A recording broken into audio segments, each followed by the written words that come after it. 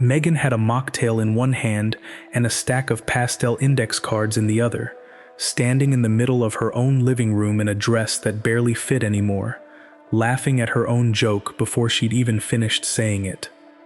The whole house had been done up in the kind of soft sage and cream color scheme you see on every baby shower board online now.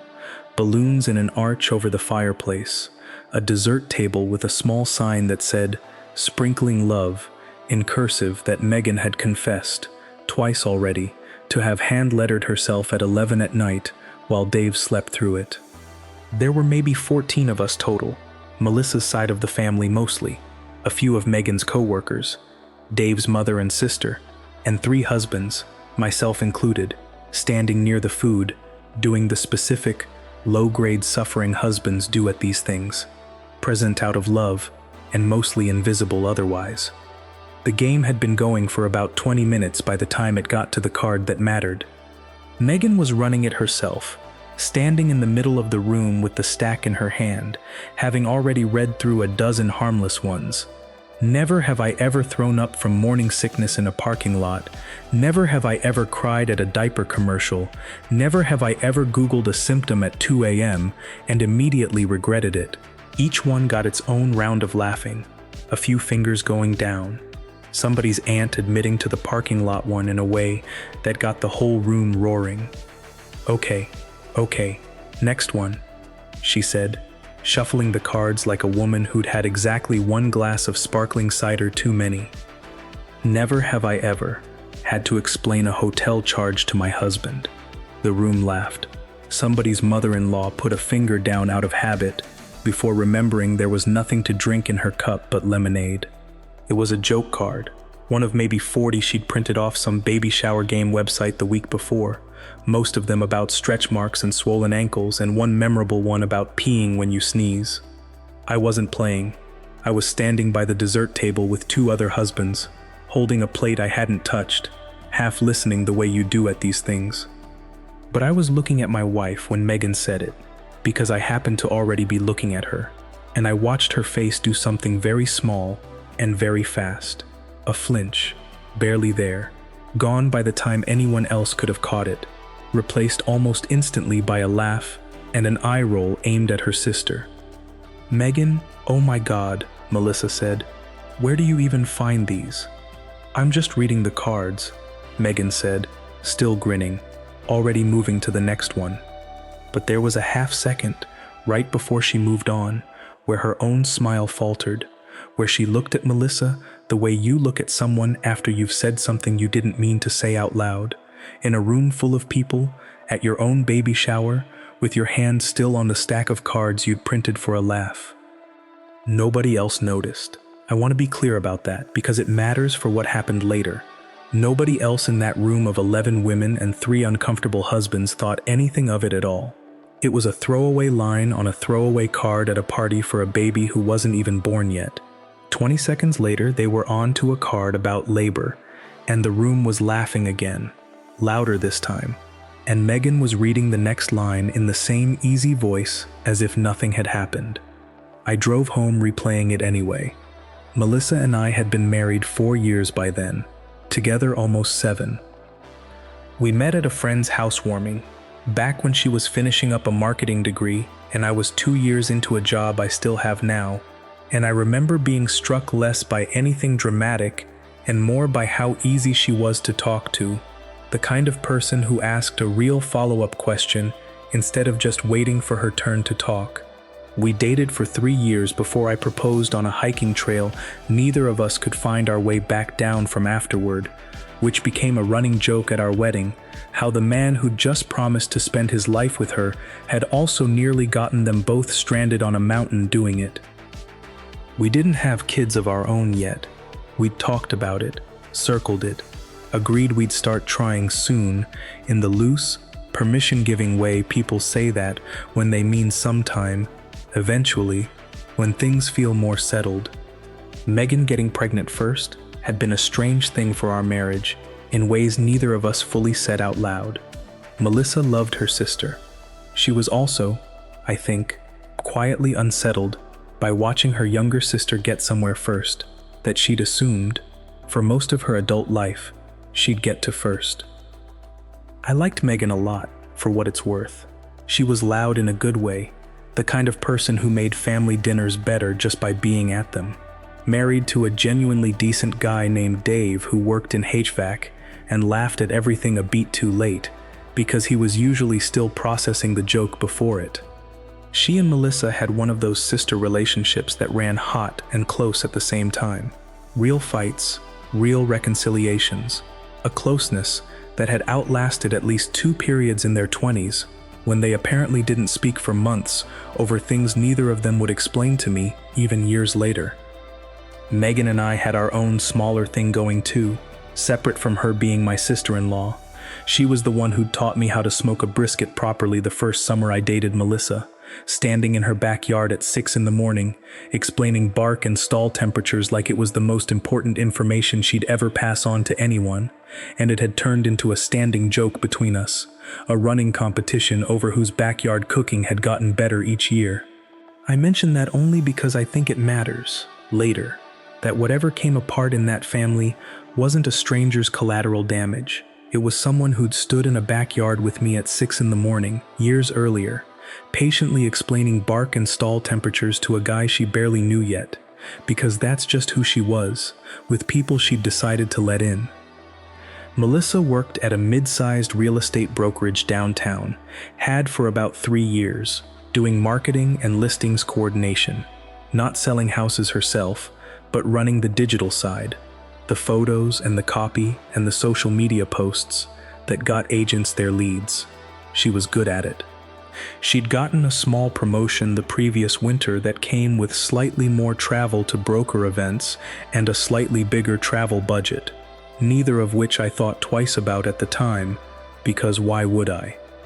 I want to say something plainly here, before I go any further, because I think it matters. I wasn't a suspicious husband. I want that understood clearly. I didn't check her phone. I didn't track her location. I trusted her completely. In the specific, uncomplicated way you trust someone after 7 years of a marriage that had never once given you a real reason not to. That's not a detail I'm including to make myself look good. I'm including it because it's the only way the rest of this makes any sense. Because a man who already suspected his wife wouldn't have needed a joke card at a baby shower to go looking. I needed exactly that, because I had nothing else pointing me anywhere at all. I'd met Grant Holloway exactly once before that night, at Melissa's office holiday party the previous December, a big loud thing at a rented event space downtown, with an open bar and a DJ nobody had asked for. I remembered him the way you remember anyone at a work party who's slightly too good at working a room.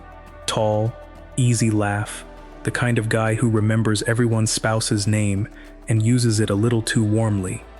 He'd shaken my hand, told me Melissa was the best thing that ever happened to that marketing department, and moved on to the next cluster of people before I'd even finished saying it was nice to meet him. I thought nothing of it at the time beyond a passing, half-formed thought that he seemed like the kind of colleague who made an office function better just by being charming at everyone equally. I didn't think about him again for 6 months. The drive home from Megan's house took 18 minutes. Melissa spent most of it talking about the shower, how good the cake was, how she thought Dave's mother had had a little too much of the adult punch someone had spiked without telling anyone, how she couldn't believe how big Megan had gotten in just the last month. I said and yeah in the right places. I wasn't really listening. I was replaying 6 words in a voice that wasn't even Melissa's, had to explain a hotel charge to my husband. I told myself, several times over those 18 minutes, that it was a card. A printed card from a website, one of 40, picked at random, and Megan had just gotten unlucky enough to read a line that happened to land wrong for reasons that had nothing to do with anything real. People write baby shower games about all kinds of generic things. Hotel charges are a generic thing married people joke about. It didn't have to mean anything. I believed that theory for almost exactly as long as it took us to get home and for Melissa to go to bed. I told her I was going to stay up and watch something. She didn't think anything of it. I did that most Saturday nights, some show she had no interest in, the two of us existing on our separate schedules for an hour or two before I came to bed. I waited until I heard her breathing change, the particular rhythm of someone actually asleep and not just resting, and then I opened my laptop and logged into our joint checking account, which I want to be honest, I hadn't looked at closely in longer than I should probably admit, because we'd had a system for years. She handled the day-to-day spending, I handled the mortgage and the retirement accounts, and neither of us audited the other's half. I told myself I was just going to look, briefly, to put my own mind at ease. I didn't expect to find anything. I want that on the record, because what actually happened over the next 4 hours was not the confirmation of a suspicion I already had. It was the slow, sick discovery of a pattern I had never once looked for, because I'd never once needed to. I sat at that kitchen table with the house completely silent, except for the refrigerator cycling on and off, scrolling through 8 months of transaction history one line at a time, and I remember the specific, physical sensation of my stomach dropping before my mind had even fully processed why. The way your body sometimes understands a thing a full 10 seconds before you let yourself understand it consciously. I kept a second document open next to the bank statements, a blank page where I started, almost without deciding to, building a timeline. Date, amount, location, what she'd told me she was doing that day, if I could remember it. It felt less like snooping and more like taking a deposition from a woman who wasn't even in the room, methodically, the way you'd want someone to do it if the facts were ever going to matter to anyone later. It started small. A charge at a hotel 40 minutes outside the city, back in April, $11. A bar tab, it looked like. Nothing that would raise an eyebrow on its own. Except I remembered April. April was the broker conference she'd gone to for 2 days, the one with the slightly bigger travel budget from her promotion.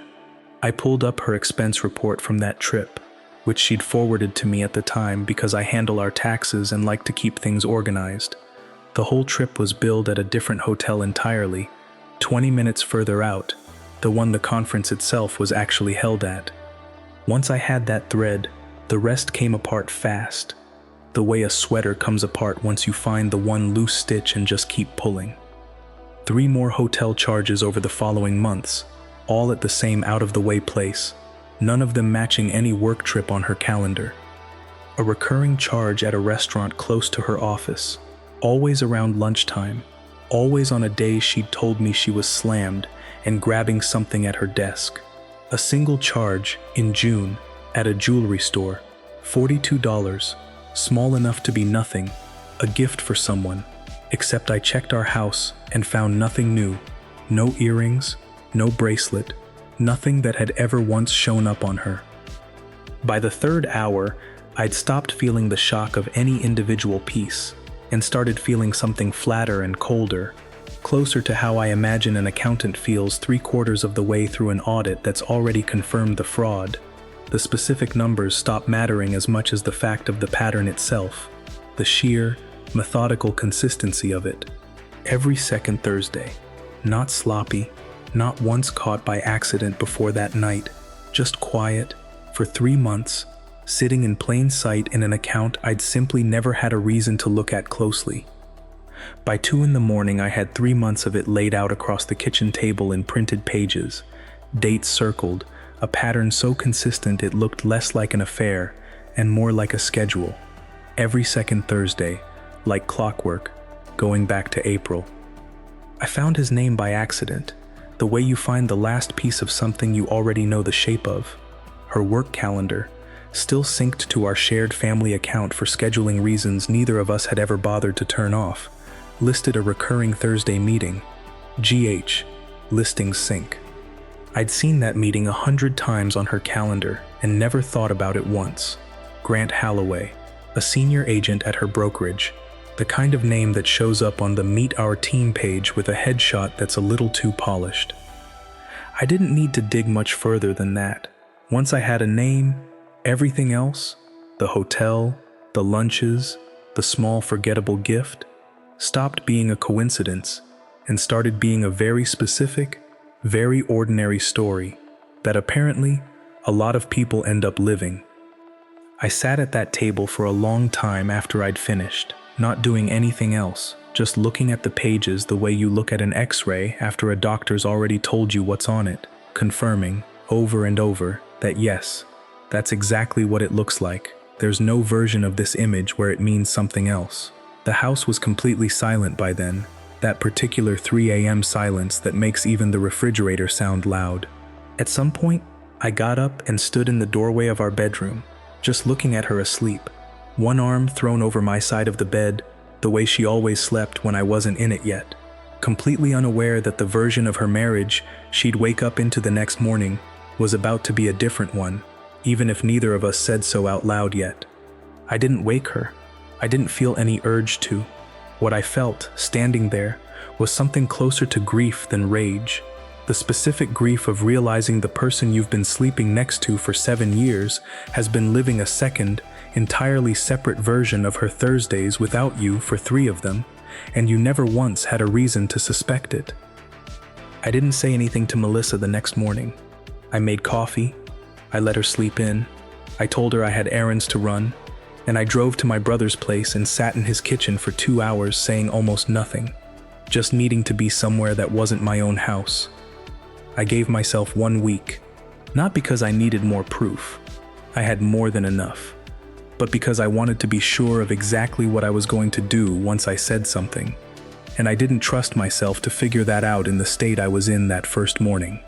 I spent that week doing what I can only describe as quietly building a life outside the one I was still, technically, living inside of. I met with a lawyer on a Tuesday, on my lunch break, said almost nothing about the specifics, just asked what the process actually looked like. I found a short-term rental online, month to month, close enough to work that I wouldn't have to change my whole routine. I moved a small amount of money, not all of it, not vindictively, just enough to not be caught flat if she tried to freeze the joint account the second I said anything. I told my brother everything that Saturday, a week to the day after the shower, sitting in his kitchen again, with 2 beers neither of us had touched. He listened without interrupting, which isn't like him, and when I finished, he asked me one question that I've thought about more than almost anything else from that week, whether I was angrier at Melissa or angrier at myself for not seeing it. I told him I didn't think those were separate feelings, exactly, that they'd been running together the whole time, indistinguishable. He said something then that stuck with me, that the anger at yourself always fades faster than you expect it to, because eventually you remember you weren't the one who lied, but the anger at the other person has a way of just sitting there, unchanged, waiting for you to finally do something with it. He wasn't wrong. By the time I actually sat Melissa down, most of the self-directed anger had already burned off. What was left was pointed entirely at her, and it hadn't cooled at all. I want to be honest that this week wasn't calm, exactly. I wasn't a man moving through this with any kind of peace. I was furious the entire time, in a low, constant way that never quite let up, and I think doing something concrete every day, the lawyer, the apartment, the account, was less about strategy and more about needing somewhere to put the anger that wasn't at Melissa's face across the dinner table, because I genuinely didn't trust what would come out of me if I opened my mouth before I was ready. There was one night, Wednesday, 4 days in, when she came home from work and kissed me on the cheek on her way to the fridge, completely ordinary, completely unaware, and asked how my day had been, and I stood there in our kitchen, the same kitchen where the folder of statements was currently hidden inside a box of old tax documents in the hall closet, and told her it had been fine. Work was busy, nothing new. I remember the specific effort that took, holding an entirely normal face while she talked about a listing photo shoot that had run long that afternoon, one I now knew, from the calendar, hadn't actually run long at all. It had ended at 4, 2 hours before whatever else had actually kept her out. I went to bed early that night, told her I had a headache, and lay in the dark next to her for almost an hour before I actually fell asleep, working very hard at not saying his name out loud into the pillow just to see what it would feel like. I told her, on the 7th night, that we needed to talk. She said, That sounds ominous, half joking, setting down the dish towel she'd been holding. I put the folder on the table. I'd printed everything. The statements, the hotel charges circled, the calendar entry with Grant Holloway's name highlighted, the jewelry store receipt. I said, Grant Holloway, 3 months, every second Thursday. I know about the hotel, 40 minutes out. I know about the lunches. I know about the jewelry you never once wore in this house. She didn't reach for the folder. She just stood there, and I watched every possible response cross her face before she landed on the one she actually used. I could almost see her running through the options in real time, the way you can sometimes watch someone decide which version of themselves is about to speak. She said, Megan told you, fast, almost reflexive, like she'd had that sentence ready for days without knowing it. I said, Megan told me nothing. Megan read a joke off a printed card at her own baby shower and had no idea what she was actually saying. I'm the one who noticed her face when she said it. I'm the one who went home and pulled 3 months of our own bank statements. This isn't Megan's fault. This is entirely, completely yours. She said, Okay, can we not do this can we sit down? Can we actually talk about this like adults, instead of you throwing a folder at me like I'm on trial? I said, You are on trial. You've just been the judge and jury this whole time too, deciding I didn't need to know. I'm done being generous about how this conversation gets to go. She started crying, and I want to be honest that it didn't move me the way it probably would have a week earlier. I'd already spent 7 days getting ready for exactly this. I said, I'm not interested in the version where you explain how it happened, how it wasn't supposed to mean anything, how work got complicated, and it just built slowly. I've heard that story secondhand my whole life, from other people it happened to. I don't need the personalized version tonight. She said, So what? You've already decided everything? There's no conversation to even have? I said, There's a conversation? It's this one. But it's not the conversation you're hoping for, where you get to explain, and I get to decide whether the explanation is good enough. I already know what I'm doing. This is me informing you, not consulting you. She said, You don't even want to know why? 7 years, and you don't even want to hear it? I said, I know why. It's the same reason it always is. Somebody made you feel interesting again, and you decided that mattered more than 7 years of somebody who already thought you were interesting enough. I don't need you to narrate it for me tonight, and I don't think I'll need you to narrate it for me at any point after tonight either. That seemed to land harder than anything else I'd said, because she stopped trying to explain after that and just stood there, arms crossed, crying in the specific, exhausted way people cry once they've run out of angles. I said, I met with a lawyer Tuesday. I've got a place lined up. I'm not here tonight to figure out what happens next. I'm here to tell you what already has. She said my name like it was supposed to soften something, and I said, Don't. I spent a week deciding I wasn't going to let you talk your way out of this in real time in my own kitchen, and I'm not starting tonight. She said, quieter now, almost to herself. What am I supposed to tell my mom? I said, That's the first thing you've said tonight that isn't about me, and it took you finding out I already had a lawyer to get there. I don't know what you're going to tell your mother, Melissa. I'd suggest the truth, but based on the last 3 months, I'm not sure you remember how that works. I left within the hour. I didn't stay to watch her react to the rest of it. I'd said what I came to say. I want to tell you the story ended there, with me walking out the door and Melissa left alone in a kitchen full of printed evidence, and some clean, satisfying version of justice landing the way it's supposed to in stories like this. It didn't. What actually happened over the following months is the part I still can't fully make peace with, and I don't think I'm supposed to. Melissa told her family before I told anyone. I only know the shape of what she said because I heard fragments of it later, secondhand, filtered through people who'd already decided what to believe before I ever got a chance to say a word. The version that made it to her mother, Carol, was not, I had an affair for 3 months and my husband found out. The version that made it to Carol was closer to, things had been bad between us for a while. He'd been distant, and I made a mistake I deeply regretted, and now he was leaving without even trying to work on it.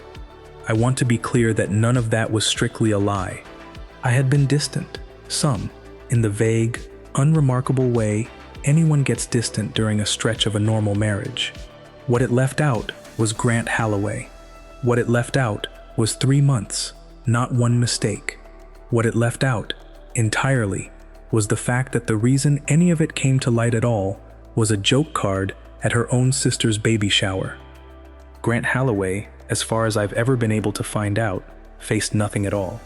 He still works at the same brokerage, as far as his profile online shows, still smiling in the same slightly too polished headshot from the Meet Our Team page. I don't know if his own life had a wife or a girlfriend in it at the time, and I made a deliberate choice early on not to go looking, because I didn't have the appetite to find out I'd need to feel sorry for a second person on top of everything else. He didn't lose a job. He didn't lose a reputation. As far as the world he moves through is concerned, nothing happened to him at all, which is its own small, specific kind of unfairness I've had to make peace with, separately from everything else. Which brings me to Megan.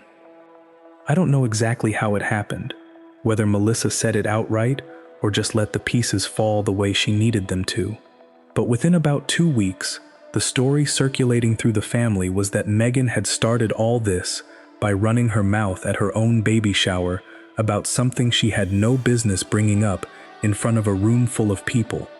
Carol called Megan, apparently, and told her she needed to think harder before she opened her mouth, that she'd embarrassed her sister and put a strain on a marriage that might have been salvageable if she'd just kept quiet. Megan tried to explain that she hadn't known anything, that it was a random card off a random website, that she'd had no idea what she was even saying. Nobody, as far as I can tell, particularly wanted to hear that version. The version where Megan was the reckless one who'd started the unraveling was simpler, and it let everyone else keep believing the softer story Melissa had already handed them. Megan called me, once, about 3 weeks after everything came apart, crying in a way I'd never heard from her before.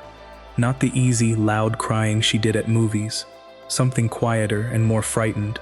She said her mother had told her, flatly, that she wasn't sure she wanted her at the baby's first birthday if this was the kind of thing she was going to keep bringing up.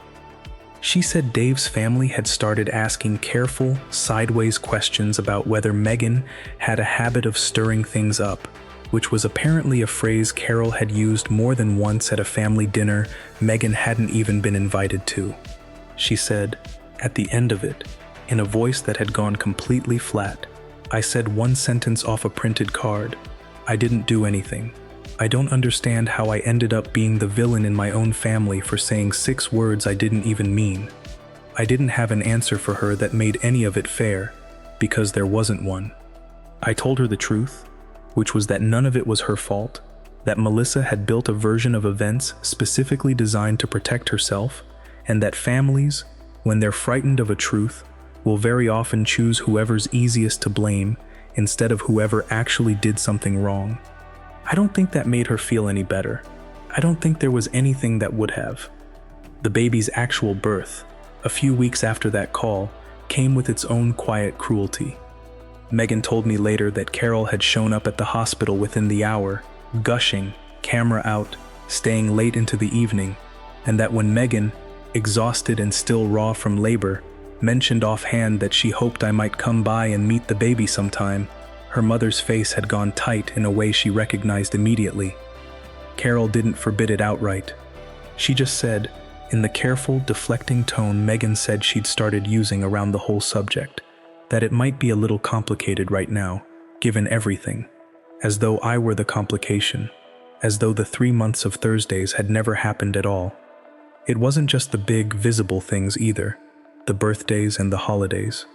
Megan told me, a few months in, that she'd been quietly dropped from the family group chat Carol ran, not removed outright, nothing that dramatic, just slowly excluded from a run of conversations about a cousin's engagement party that she only found out about after the fact, when photos started showing up on social media from an event she'd never even been told was happening. She said she'd asked her mother about it directly, point blank, and Carol had said, in a tone Megan described as almost bored, that she'd just assumed Megan already knew, that it must have slipped through the cracks. The same phrase, Megan pointed out to me, that Carol had used twice before, about two other things Megan had somehow always been the one left out of. I don't think it was actually an accident either time. I think it was a family finding the quietest possible way to make someone disappear, without ever having to say out loud why. The divorce was finalized about 8 months later. Clean? On paper?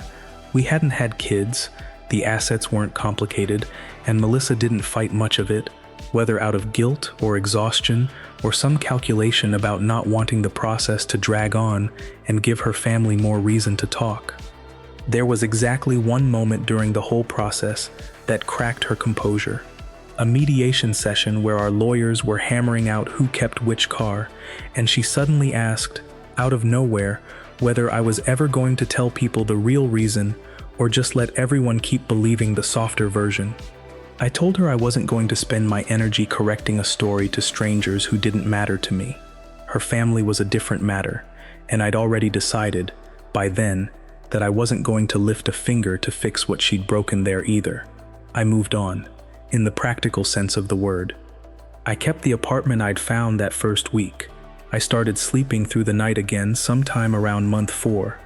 Megan wasn't invited to Thanksgiving that year, at Carol's house, the first Thanksgiving her family had ever hosted without her in it. She told me about it afterward, describing it in the same flat voice she'd used on that first phone call. How she'd found out only because a cousin posted photos. How nobody had called her to explain or apologize. How the story everyone seemed to have settled on, quietly, without ever saying it directly to her face, was that she needed some time to reflect on what she'd caused before she was welcome back at the big family gatherings. She had a 6-month-old by then. She spent that Thanksgiving at Dave's parents' house instead, and she told me she cried in their bathroom for 10 minutes before dinner and then went out and smiled through the whole meal, because that's apparently what you do. Melissa, as far as I know, was at Carol's table that day. I heard she brought a pie, the same recipe her grandmother used to make, the one Megan had always been the one to bake for family gatherings before this year. Nobody, apparently, thought that detail was worth mentioning to Megan directly. She found out about the pie the same way she found out about everything else that year, secondhand, after the fact, from a photo she wasn't in. I still talk to Megan. That's the one piece of this I don't regret and don't second guess. She didn't do anything to me, and I wasn't going to let her disappear from my life just because her sister had made sure she disappeared from everyone else's. We get coffee sometimes, usually on a weekday morning before her daughter's daycare drop-off, and she talks about her kid the way any new mother does, unguarded and a little exhausted, and clearly in love with the whole exhausting mess of it. I've watched that little girl grow from a newborn I met once in a hospital hallway into a toddler who now recognizes my car in the driveway and yells my name before I've even parked. Megan doesn't bring up the shower anymore, and I don't either, though I know it's still there, sitting under most of our conversations, the way these things do. I think about what actually happened to each of us in the year after that baby shower, and I don't find a version of it that balances out the way these stories are supposed to. I got my divorce. I got my clean apartment and my restored sleep and, eventually, something like peace. Melissa got a family that rebuilt her a softer story to live inside of, one where she was a woman who'd made a mistake in a hard patch of her marriage, instead of a woman who'd spent 3 months lying every second Thursday.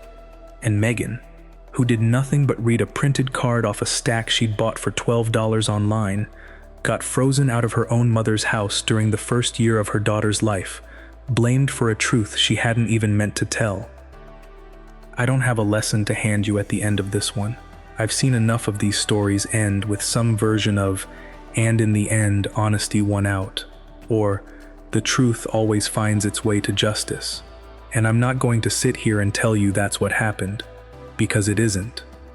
The person who told the truth paid the highest price of anyone involved, and the person who lied for 3 months got to keep almost everything that mattered to her, minus a husband she'd already stopped being honest with long before I ever found out. That's not a twist I'm dressing up as a silver lining. It's just what happened, and I don't think pretending otherwise would do anyone any good. I still think about that living room sometimes, the sage and cream balloons, the sign that said sprinkling love in Megan's own handwriting, the stack of cards she'd printed for $12 because she wanted her sister's baby shower to be fun. I think about how much of what came after got decided, in the end, not by anything Melissa did in 3 months of Thursdays, but by a single random card pulled off the top of a stack, in no particular order, and how differently every single one of our lives might have gone if Megan had happened to read a different one first. I don't know what to do with that, honestly, beyond just naming it. Some truths get told by accident, at the worst possible volume, in front of exactly the wrong roomful of people, and the only thing anyone gets to decide afterward is who they're going to blame for it. I know who I blame. I've just stopped expecting the rest of that family to ever agree with me. People ask me sometimes, when this comes up, whether I think Melissa ever really understood what she cost her sister, whether some private, unspoken guilt sits underneath the version of events she's built for herself. I don't know. I've stopped assuming I have any real insight into what goes on in her head, because I spent 7 years assuming I did, and I was wrong about the parts that mattered most. What I do know is that guilt, even if it exists somewhere in her, hasn't cost her anything measurable. It hasn't cost her a single Thanksgiving. It hasn't cost her one holiday photo at her mother's table. Whatever she carries privately, she carries it from inside a family that closed ranks around her completely, and that's not a consequence in any sense I recognize. It's just a feeling, tucked safely inside a life that otherwise kept going exactly the way she needed it to. If you've ever watched the wrong person pay for someone else's lie, drop "wrong person" in the comments below.